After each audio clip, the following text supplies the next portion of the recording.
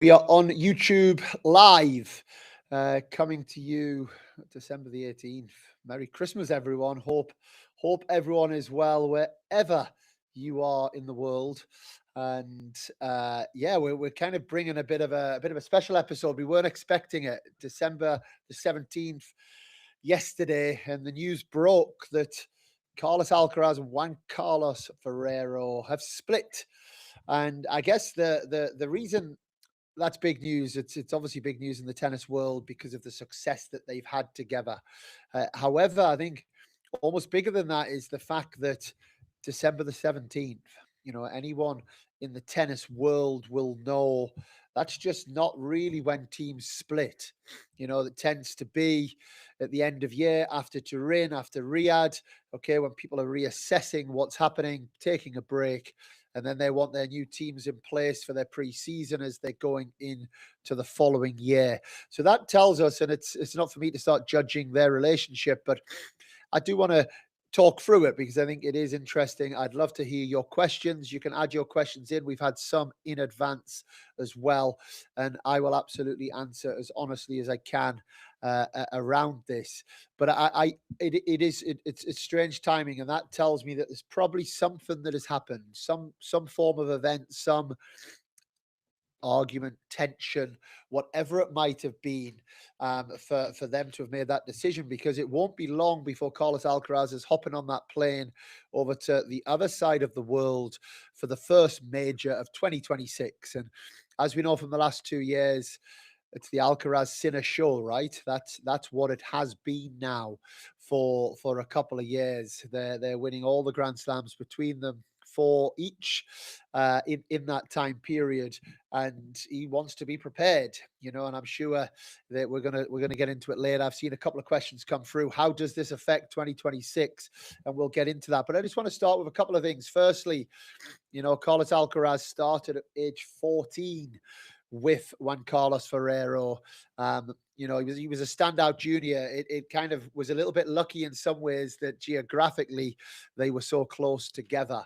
Coming from a little village, El Palmar, in Murcia, very close to where Juan Carlos Ferrero has his tennis academy.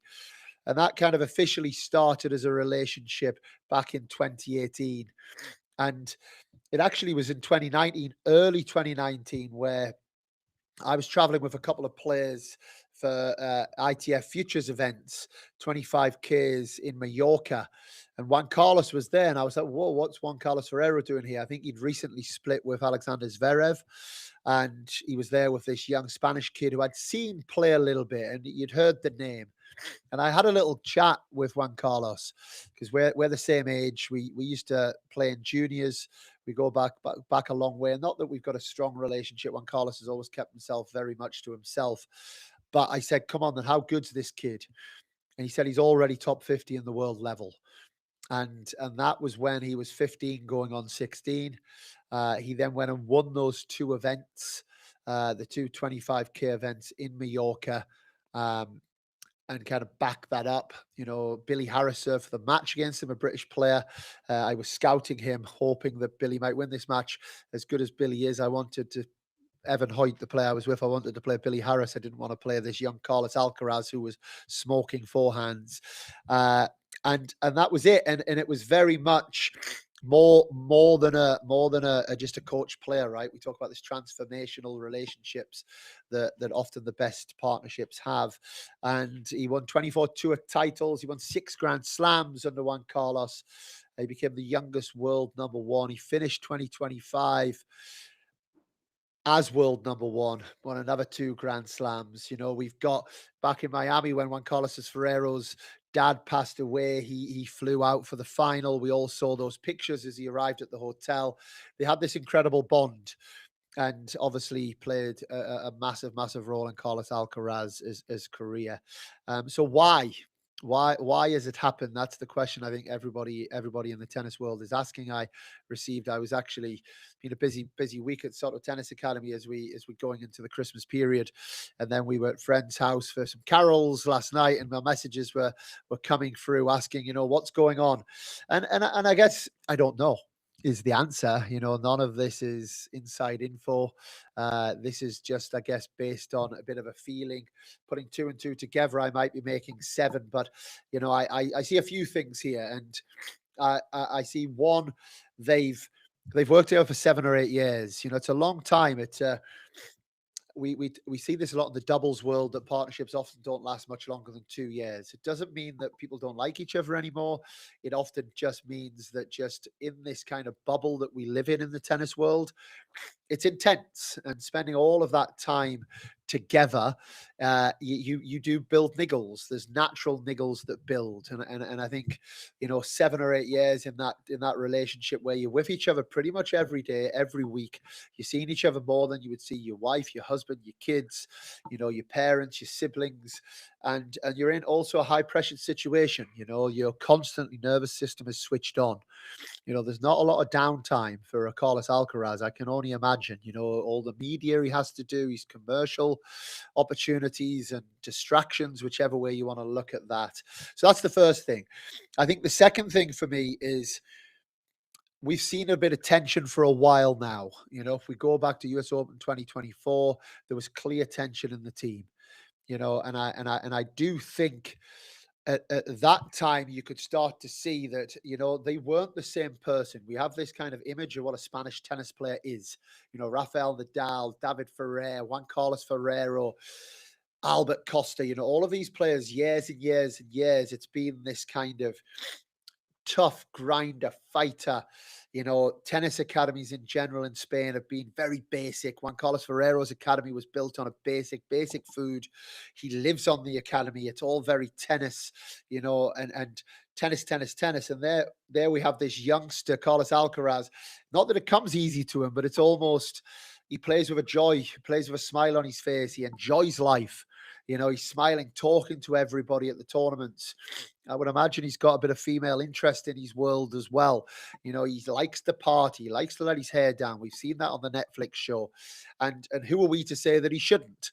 But that kind of goes against Juan Carlos Ferrero and how he learned tennis and what he understood. And I think tension started to form a little bit there.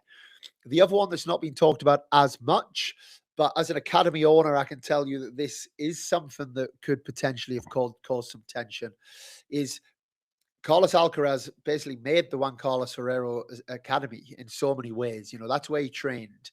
The commercial value for Juan Carlos and the academy, and that's where everybody wants to go and train.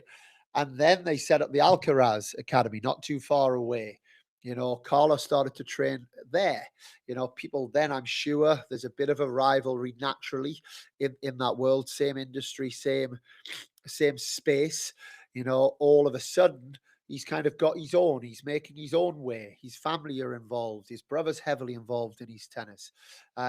Has that caused tension? I don't know. I don't know that for a fact in any shape or form, but I would imagine it might. Has there been some coaches that have been taken from Ferrero's to Alcaraz's academy? I don't know. Maybe that's it. That's something. Maybe there's some players that's happened. And that is some possibility that has built this tension. And I think then for me, what I've seen is Carlos Alcaraz is no longer little Carlos Alcaraz. He is a superstar, age 22, six-time Grand Slam winner, and he's his own person. As you're growing into this space, he's looked after by his tennis dad, right? Almost his second dad. Juan Carlos Ferrero, we've seen it. He didn't want to work with Zverev. That stopped very quickly because it's Juan Carlos's way or the highway. He's got his very specific ways. He doesn't want to deal really with that modern day tennis play. He didn't like how Zverev was, the social media, the playboy lifestyle. That's not Juan Carlos. And Carlos Alcaraz is wanting to be his authentic self. And, that's my image of these conversations is Juan Carlos has his thoughts on why he should be doing and what he should be doing to prepare for 2026. And maybe Carlos has got different opinions on that. Maybe he has been slightly distracted, or perception is that he's distracted. Juan Carlos maybe thinks that his mind's not in the right place, because we have seen that before. These little tensions and niggles have built towards that. We've obviously picked up a few things from there, from what they've said, as they made their announcements. Juan Carlos Ferrero, I wish I could have continued. Does that mean he wished he could have continued, but Carlos made the decision? Or does that mean actually this has gone beyond my principles and values now?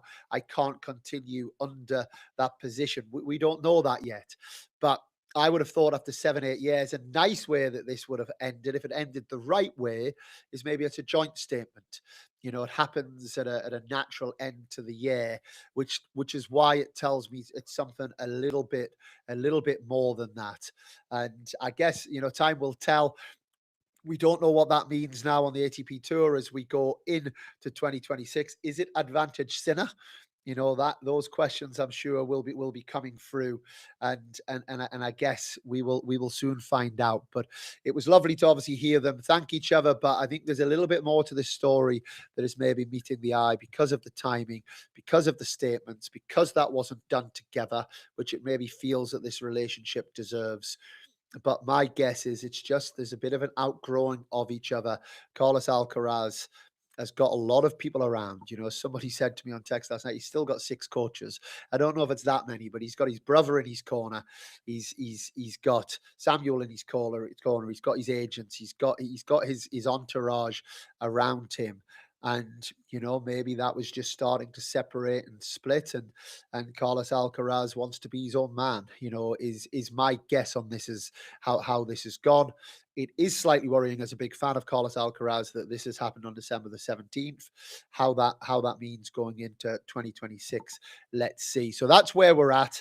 A little bit of speculation, I guess. The one last thing I'd say before I jump into a couple of questions is just motivation. For me is a big word. It seems very obvious to us that you'd be highly motivated going into a new season, going into playing a Grand Slam. But when you've had the success, when you don't have any financial worries, when you are in the position that Carlos Alcaraz is in, he has to be motivated, right? I think we saw that in 2025. People were saying, including myself, I think Yannick Sinner will be the world number 1 this year because he's the consistent one. Well, didn't Carlos Alcaraz show us 70-8 on the year in 2025? Won, I believe, eight titles, the 2 Grand Slam titles, finished the year as world number 1. There was almost a bit of motivation, and I think we actually see that. We do see that with top stars. We've seen it with Michael Jordan. There's a bit of that kind of screw you, I'm going to show you. And where does Carlos Alcaraz find that for 2026? Because I think he maybe isn't quite the same character as Yannick Sinner, as Novak Djokovic, so he is someone that one of the potential issues he has is boredom in this sport, and how he maintains that motivation all the way through. I think in reality, the gap's so big between him and the other players that that's not going to be a problem in reality, other than Yannick Sinner, potentially. Yannick Sinner is where the gap is small, and those guys are obviously fighting for world number 1. They're fighting for the major title. So let's see. But a couple of questions coming through. We've got a couple coming here online. I can't quite work out your name, but Ozan, I think. So thank you for getting in touch. Will Juan Carlos Ferrero switch to another high-profile singles player in 2026? I could see him working with another Spanish talent like Davidovich or Joder. I don't think so, is my personal thought. Maybe. I'm not sure that Juan Carlos is necessarily going to jump into something. I don't think he needs to coach anybody. I think, again, I've referenced it already, but Alexander Zverev, he had that. I think he's got his certain way he likes to work, and I think there's not so many players in the world that would have that connection with Juan Carlos Ferrero. I think he's quite a tough character, clearly very, very focused and driven. Davidovich, Fokina, obviously very, very different type of character. Again, if we think that Carlos Alcaraz is that way, Davidovich, Fokina is obviously had a lot of, over the years, controlling the ability to tolerate his emotions. Quite a fiery character in lots of ways. I'm sure he could have a massive positive effect on Davidovich Fokina, but my guess would be maybe not. at the top end of the game, that'll be the fascinating one. If we start to see, one of those guys coming through, uh, Ben Shelton. It's a different game style, right? It's a very different game style to what Juan Carlos is maybe used to coaching. But somebody like that to get that mentality, we saw it a bit with Tony Nadal as well, right? Tony Nadal, you know, hasn't really had the success outside of Rafa. There was just such a connect there in how they worked. Obviously, Tony Nadal didn't have the playing career of Juan Carlos, but I think that's going to be interesting. But my guess is no. But let's see. The other one that has come through is what about Carlos? Who's he going to be working with next year? I'm not convinced he'll be adding anybody. Maybe I think he's already got such a big team that I think it's just probably going to continue. Thinking about it, there was some tournaments when Carlos wasn't going to. I do think his brother's playing a little bit of a bigger role now.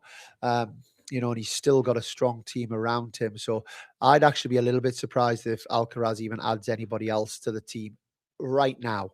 Maybe through time that might come. But let's see.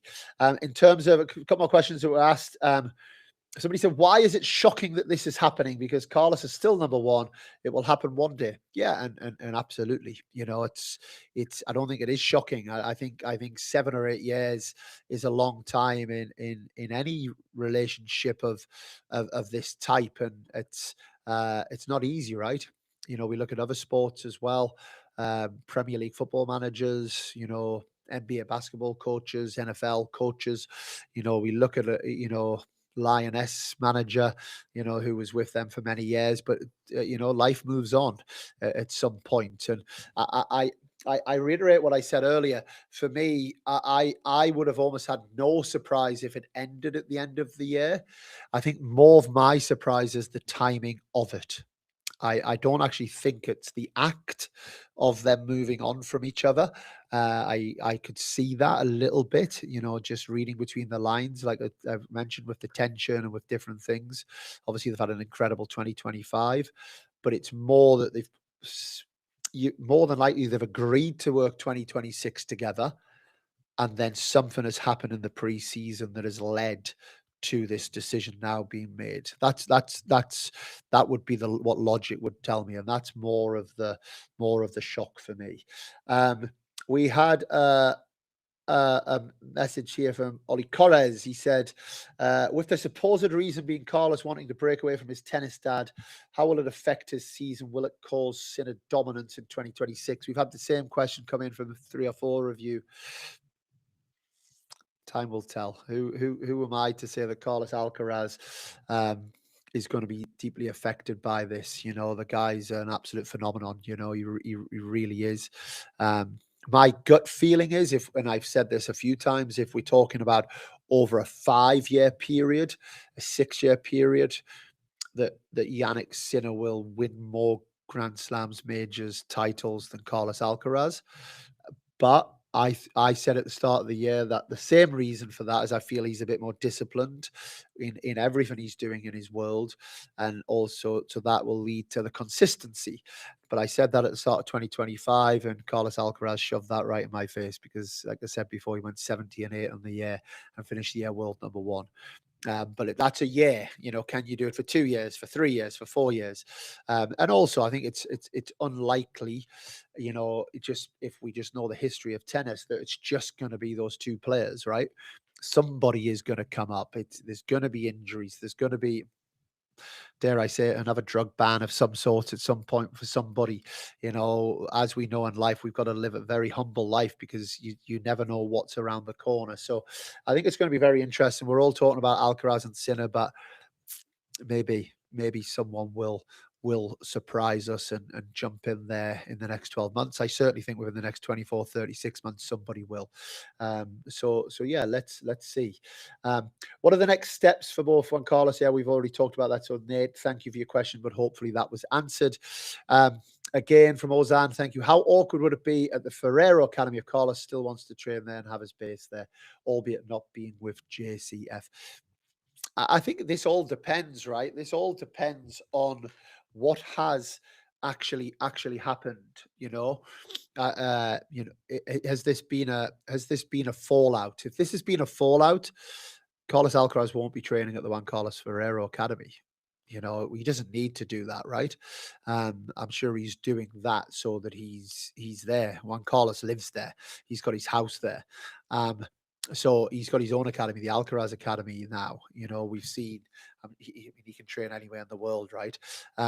So if there's been a fallout, I think that would obviously be the end of that. If there hasn't been a fallout, and it's just they've had a couple of honest conversations and gone, do you know what? Now's the time. Big love, big hug. Life moves on, there's no problem having, breakups in professional breakups like that. That's absolutely the way it should be.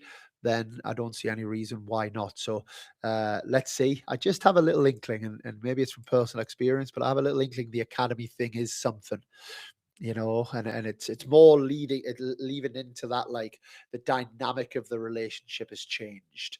When you're coaching someone from a young age, you tend to be the person who is in control, has the power, which is why it's a dangerous position to be in as a coach as well. But when you're with younger players, they're looking up to you. Juan Carlos is a Grand Slam winner.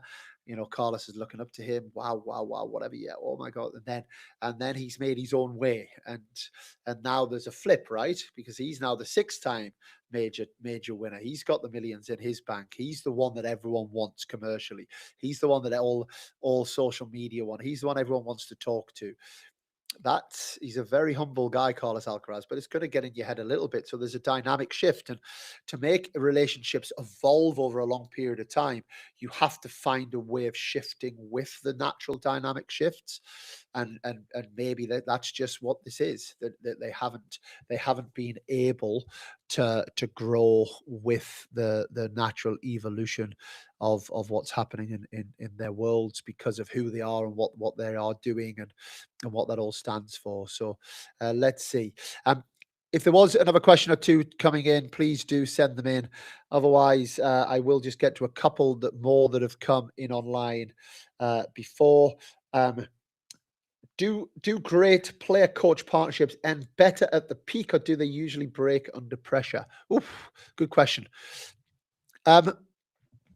We always want to go out at the top, right? I think it's a good way, and you have to have good awareness to be able to recognize that maybe all good things are coming to an end, and if you're able to catch that moment, which is hard to do because we're all a bit greedy in this world, and we all think that we can be the one that's able to do the job. Um, but yeah, there's definitely an art to that, to be able to just recognize, do you know what, this is the sweet spot. We've had this amazing time, this amazing period together, but actually, maybe it is time to move on from that. So I think that's absolutely possible. I think, unfortunately, in lots of relationships, player coach, player parent relationships, it can end based on assumption based communication. So what I mean by that is that people aren't having the honest conversations, or people are thinking that the grass is greener on the other side. But by having, if you've got that strong relationship and you're having those conversations, there's going to be natural ebbs and flows in any relationship, and having open, honest communication is massively important. But obviously, under pressure and under absolute stress, that I can't stress this enough, at the highest end of the game, as much as, yes, they're sorted with the money in the bank, there is so much stress and pressure around you on a daily basis, from the media, from commercial output, from everywhere, from social media, from, just like I said, you're playing in front of thousands of people and then millions of people on TV. The nervous system is absolutely locked in, and that's tiring, that's hard, and that can lead. We all have our arguments with our friends, our partners, whoever it might be, when we're tired. And having that awareness of that, and that's where I think sometimes under pressure, it doesn't feel like that's this for me, because pre-season tends to be the time where the pressure dilutes a little bit, and it's like, reset, spend time with the family, which is why I keep saying it. I believe that something has happened. I hope, because they're two absolute legends of our game, I hope that it's that thing that did happen was just honest conversations and they decided it's best to move on. But maybe from their statements, I'm not so sure. We have one coming in here from Jermaine. Thank you. Would you be willing to coach Alcaraz? And if so, what would you focus on in his game in order for him to improve and be better than Sinner in 2026? Wow, what a question. I mean, come on. He's not going to be asking me, I tell you that right now. But if I'll play along with that game, but with the understanding that I don't for 1 minute believe that that's going to be asked of me. Yeah, I mean, what a dream! I think what a dream to be working with someone like a Carlos Alcaraz, right? But also, what a burden in some ways, because how do you win? How do you win that game? 2025, he's gone 70-8. He's won 4 of the last 8 majors. He's 22 years old and won 6 Grand Slams. He's got 24 titles with Juan Carlos. There's going to be these natural comparisons, whoever the next person is that comes in. So first and foremost, yes, because you can't, if you love this sport like I do, and you had an opportunity to be around arguably going to be one of the greatest ever, certainly male tennis players in our sport, what a privilege, what a delightful young man he is as well. He seems like someone that you want to be around. In terms of his game, I think certainly the serve is still a continued area. I believe that his serve is getting better and has got better.